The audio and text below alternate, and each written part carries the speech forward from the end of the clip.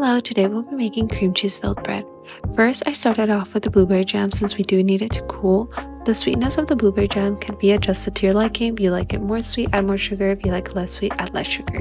You'll know once it's ready when it's slightly thick, and then you'll transfer it to a bowl and let it cool and then set it in the fridge. Next, we're going to roast our nuts. I place them all in a tray together and put them in the oven together. Very important step is the Tangzhong. Tangzhong is very important because this is what's going to keep your dough hydrated and moist while still being in the fridge, since this bread does have to stay in the fridge because of the cream cheese. Please do not forget the milk like I did. For the candied walnuts, there's quite a few steps that we do have to follow. First would be boiling them. Boiling is really important because it helps remove any of the bitterness of the nut and any impurities. Then we will strain the walnut.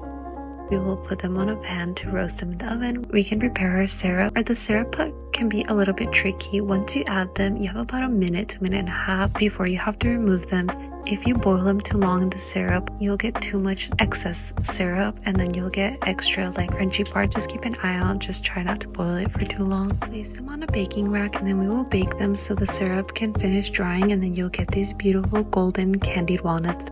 For the cream cheese, I mix it all together, so sift a powdered sugar, and then later we can divide them for the individual flavors. Just chop the nuts to make it easier later. For the 3 flavors, I went with 2 different types of chocolates. You can add any toppings or fixins that you would like. You can add chopped chocolate chips. I added brownie pieces. It's not necessary. You can add different roasted nuts if you would like. For the red bean, I went with about 20 grams. I placed them on plastic wrap and then I just flattened it out with my palms just so I can wrap that around the cream cheese ball. It was pretty simple, as you can see in the video. For the dough, now we'll be prepping the dough. This is the next day. Add all your dry ingredients.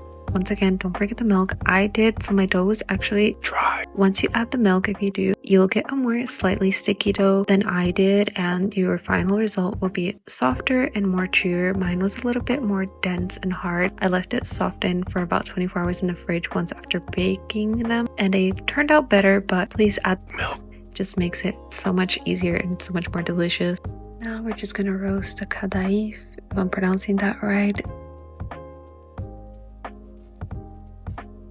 Just gonna add the pralines. I have pistachio and hazelnut praline. Add the nuts to the mixture.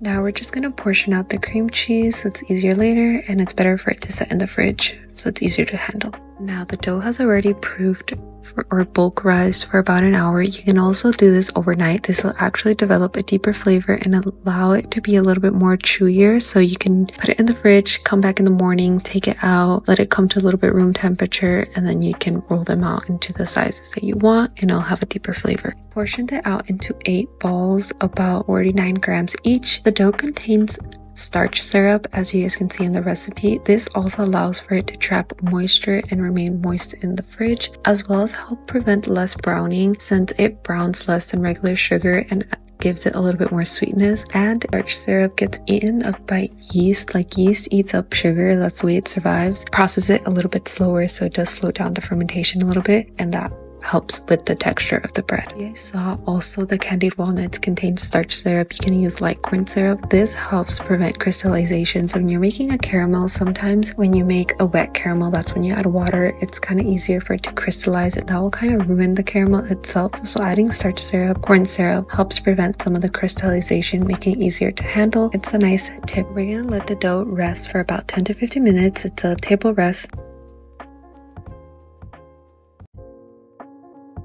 While the dough is resting, portion out about 40 to 50 grams of the chocolate cream cheese and about 10 or 15 grams or more of the Kadayif and praline mixture. Press the cream cheese down with a spoon and then place the Kadayif mixture on top. Wrap it up with the plastic wrap and set it back in the fridge until you're ready to use. After those 10 to 15 minutes, we're gonna roll out the dough so we can place the cream cheese in it. This part is pretty simple. The best tip I can give is just make sure you close it as tight as you can, just so it won't burst down the oven. It happened to me, but not a big deal, but it's just better to keep it all contained. The Kadayif ones, like the Dubai chocolate and the hazelnut praline, are a little bit trickier because of that crunchy it can tear the dough, so just be careful, but it's pretty easy. All you have to do is flat out put the cream cheese ball in there. It should be easier to handle since it's been in the fridge for a while.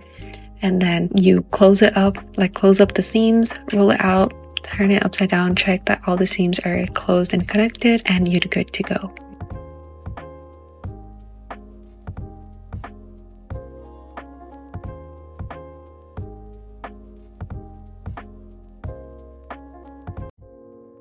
I'm gonna brush them with some oil just so it gives it that gleam and shine. Since we're baking it at such low temperature, it's not gonna brown it or anything like that. It's just gonna give it that glossy look. We are baking it at low temperature to keep it that kind of like white color.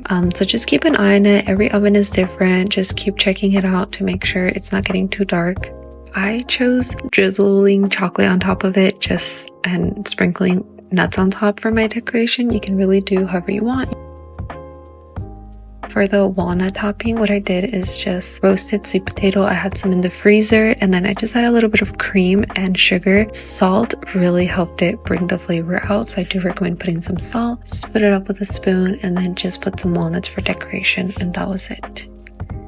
These turned out so pretty, and they honestly were so delicious. I hadn't made this type of bread in years. Thank you so much for any of those that stayed till the end.